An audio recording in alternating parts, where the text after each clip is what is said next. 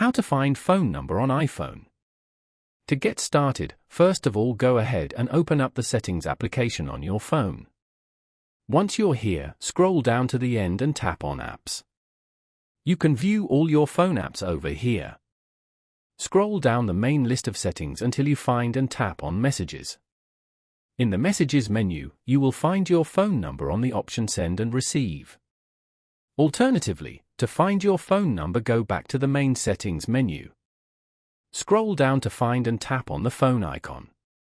On the next screen, you will see a field labeled My Number, which clearly displays your phone number.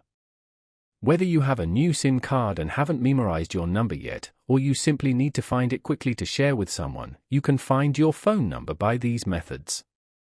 Following these steps, you can easily find your phone number on an iPhone. Thank you for watching. Please leave a like if this tutorial helped you, or leave a comment below if you have any questions related to the video.